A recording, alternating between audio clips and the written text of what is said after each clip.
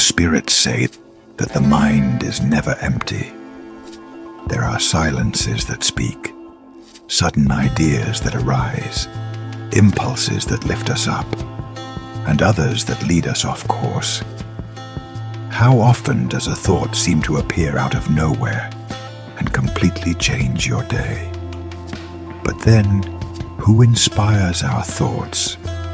How can we recognize the source of these subtle voices and freely choose what truly does us good?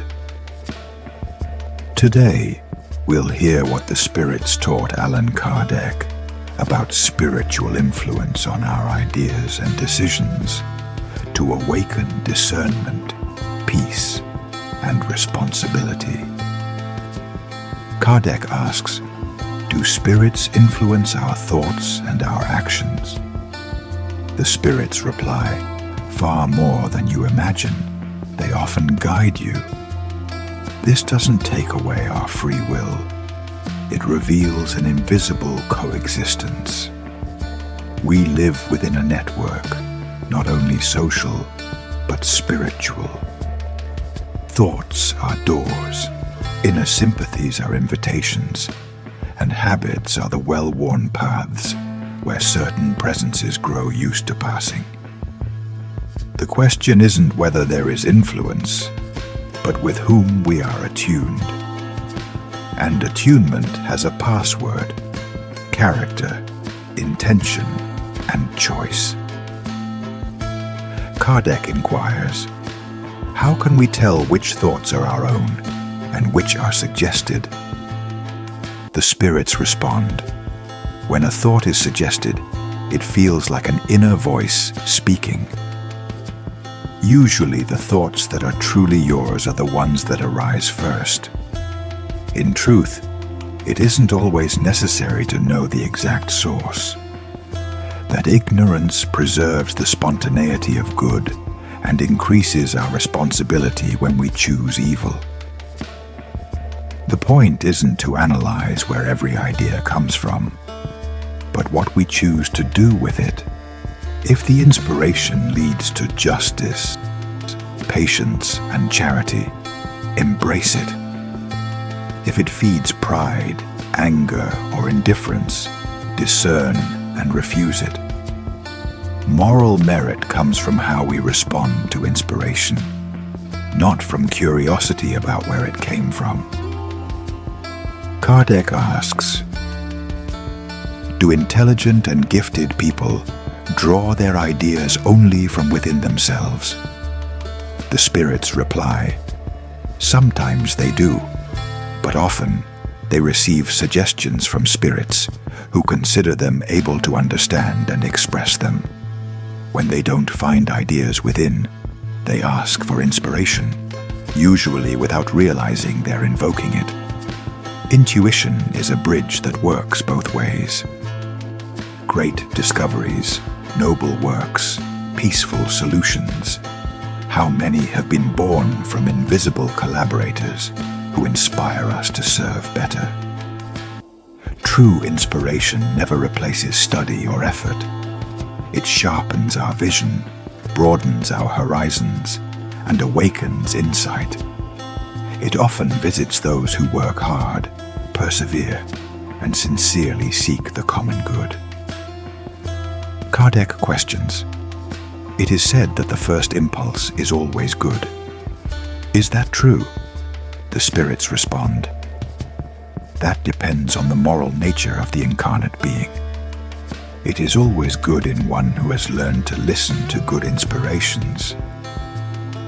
The first impulse is a mirror of the soul. If it brings serenity, respect, and usefulness, it likely comes from a good source. If it stirs vanity, impatience, or cruelty, it shows what still needs to be refined within us. Learning to guide our impulses is part of daily spiritual work. A short prayer, a conscious breath, a pause before responding. Small disciplines that fine-tune our hearing of higher inspiration. Kardec asks, how can we tell whether a suggested thought comes from a good or an evil spirit? The spirits reply, Study the case. Good spirits counsel only what is good. It is up to us to discern. Simple, reliable signs. Whatever fosters humility, justice, patience, forgiveness, and service is good. What stirs selfishness, pride, violence, or deceit is evil. Good elevates without humiliating. Evil seduces and exacts a price. Discernment is not mysticism. It is ethics in action. Kardec inquires, can we free ourselves from the influence of spirits who incite us to evil?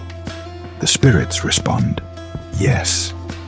They cling only to those who attract them by desire and invite them through thought. Thought is a magnet. Wherever it lingers, it draws company.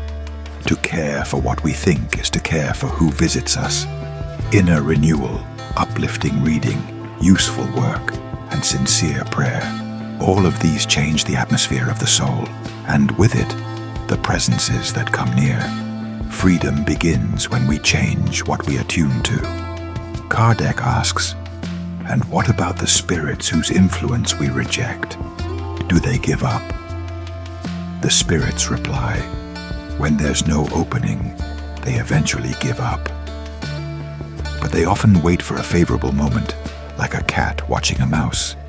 That's why we need vigilance and perseverance. One careless instant, and the old idea tries to return. It's not about fear, it's about staying awake. Each moral victory closes the door a little tighter. Each setback shows us where the hinges still need strengthening. Good demands constancy.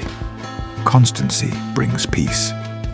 Kardec asks, why does God allow spirits to tempt us toward evil? The spirits reply, they serve as instruments to test our faith and steadfastness in good. As spirits destined to progress, we go through experiences that teach us to choose, and to choose better. Lower spirits can only aid in evil when we desire it. At the same time, others influence us toward good, restoring balance and preserving our freedom. There is no abandonment, only divine pedagogy. Life places before us two inclinations and calls us to mature choice. We always have help from above, in proportion to our sincerity and effort. Trials exist, but the balance is fair. Beside every temptation, there are friends of the good. Think of the mind as a radio. The air is filled with stations, some wise and serene, others noisy and coarse. The dial is free will. Every moment, we choose where to tune in. The purer the intention, the clearer the frequency of good. No one can turn the dial for us, but when we tune to the right station, heaven makes the signal clearer. Realizing that not every thought is our own brings both comfort and responsibility. Comfort, because we are not the impulse that arises. Responsibility, because we decide what to do with it. If a thought feels heavy, lift it. If anger calls, breathe and pray. If vanity tempts, remember silent service. A change in our inner climate attracts new company. Good spirits exist, and they work quietly. They draw near when we make ourselves useful, with a simple heart, a will to serve, study that enlightens, and work that brings peace. Each day, a little more light. The spirits say that the mind is a sanctuary. Guard what enters, nurture what remains, and offer the world what uplifts. If this message touched your heart, like this video, subscribe to the channel and share it with someone who needs discernment and peace. Join our series, The Spirits Respond. Leave in the comments which question from the Spirit's book you'd like to see in future episodes. Your suggestion may inspire our next video. May your heart be in tune with goodness today, and may peace be with your thoughts.